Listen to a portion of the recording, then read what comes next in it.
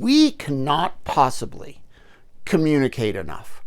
And when I think of all the companies I work with, my own service companies over the years, the number one thing that bit us in the rear end when it came to field service was a lack of communication.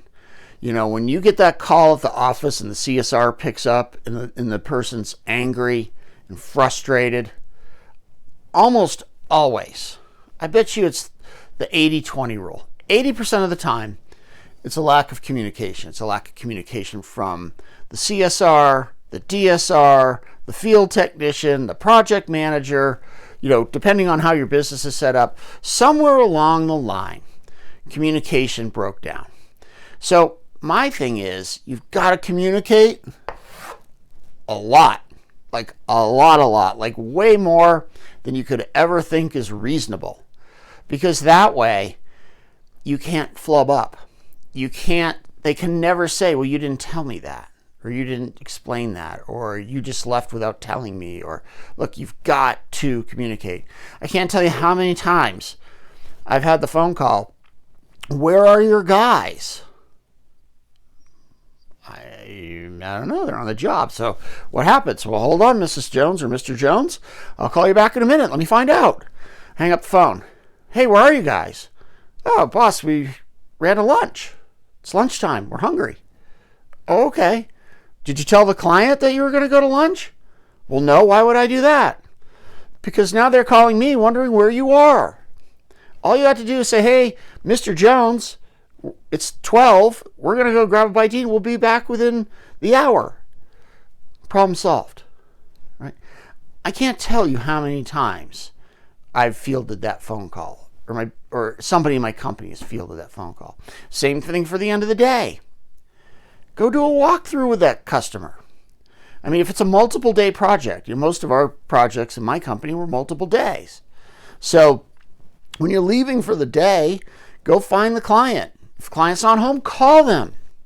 Hey, Mr. and Mrs. Jones, it's Eric, and we're finished for the day. I'll be back tomorrow between 9 and 10 a.m. Problem solved. If I just leave, then somebody's getting a call probably after hours. You guys left today. I have no idea what's going on. I have no idea when they're coming back, and I'm frustrated. Right? This stuff is easy. We just have to commit to almost over communicate. Tell them everything that's going on within reason. Especially logistics. That's where they get tripped up. They get tripped up on when you're coming, when you're going, when you're coming back, when the project's going to be done, how far the project's along. Same thing with noise. If you're going to make a bunch of noise that's beyond the normal amount of noise, you got to go communicate that to them.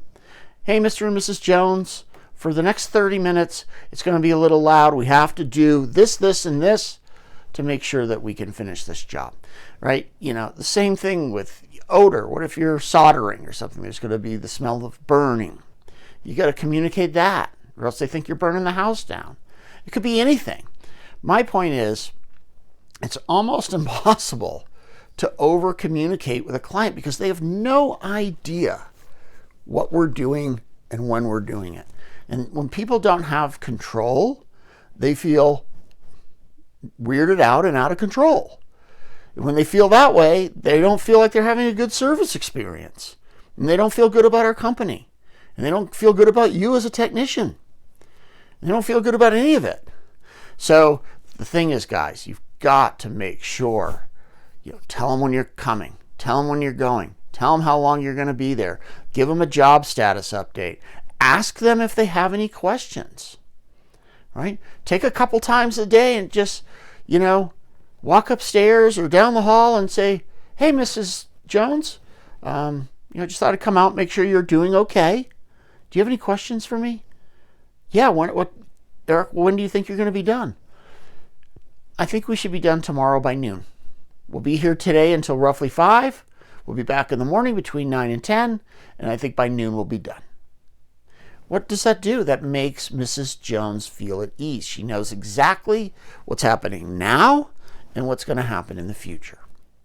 Okay, you guys, please, please, please, for the sake of the company, for the sake of yourself, for the sake of your managers, please make sure you communicate a lot with the client. You guys have an awesome day in the field. I'll see you back here tomorrow. Eric at MorningTypeMedia.com. Thanks a lot.